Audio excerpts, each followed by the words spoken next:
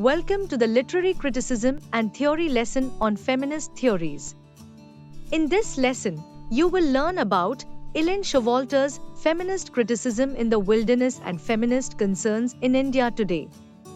Elaine Showalter, born in 1941, is a key figure in feminist literary criticism.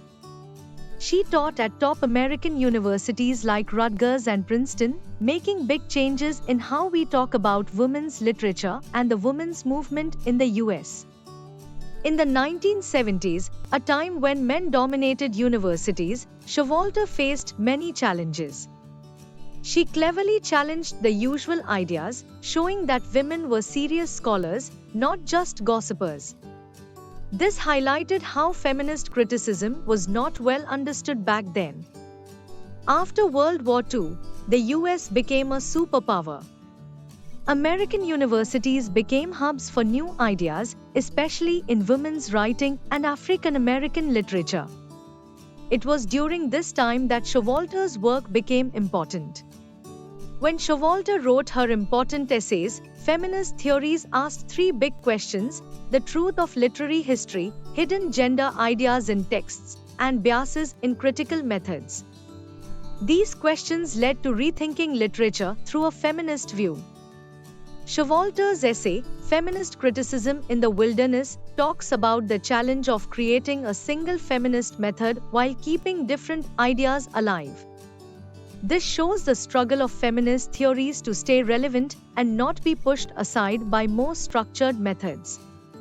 Showalter made a key distinction in feminist theory: the feminist critique and gynocritics.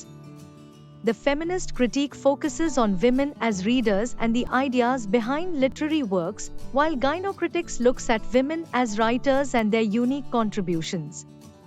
Showalter used the metaphor of intersecting circles to show the shared and different experiences of women and men. This model aims to highlight women's unique cultural contributions and push for a re-evaluation of history to include women's voices. Showalter's work faced criticism, especially for focusing on white women's writing. She responded by broadening her approach to include women of different races and classes, promoting a diverse view within feminist theories. Showalter's essay suggests gynocritics as a common framework for feminist theories. This aims to center women's experiences in literary studies and expand the literary canon to be more inclusive of women's voices. However, gynocritics has its limits. It often shows women's writing as opposed to men's, which can make women seem only as victims of patriarchal culture. This overlooks women's potential for subversion, humor, and resilience. Feminist Criticism in the Wilderness is a key text in feminist literary criticism.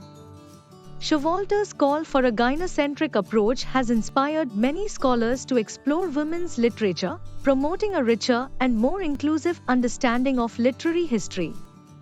In post-independence India, Kamala Das emerged as an important voice. Born in 1934, Das was a multilingual Indian woman navigating cultural and political changes.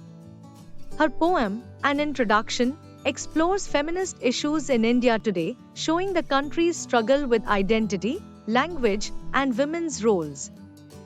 Das's poem makes us think about language. Why choose English? An Introduction questions the politics of language in post-independence India.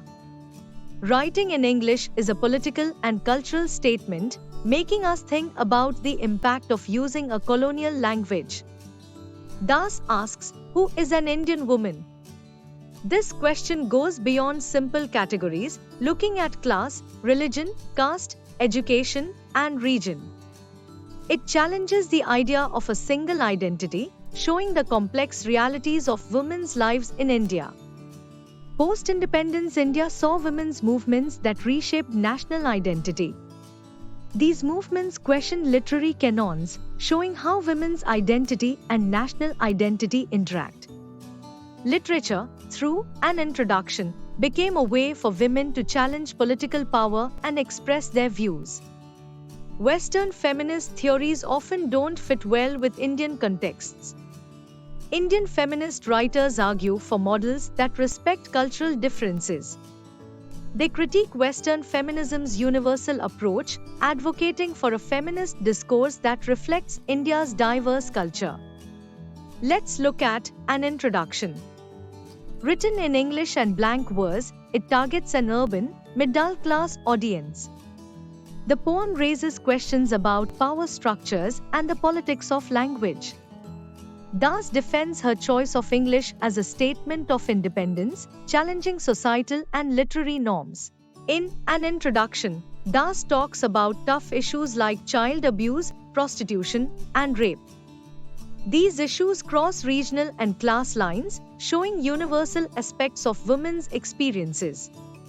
The poem sees women as an oppressed class, urging us to think about how economic and regional factors shape women's lives.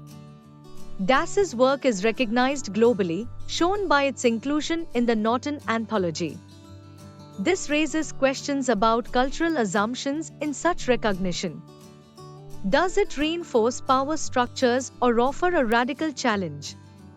Indian feminist movements now embrace more diversity. They explore works in Indian languages and empower Dalit women. This shift moves away from the upper-class focus of an introduction, showing its ongoing relevance while broadening the scope of feminist discourse in India.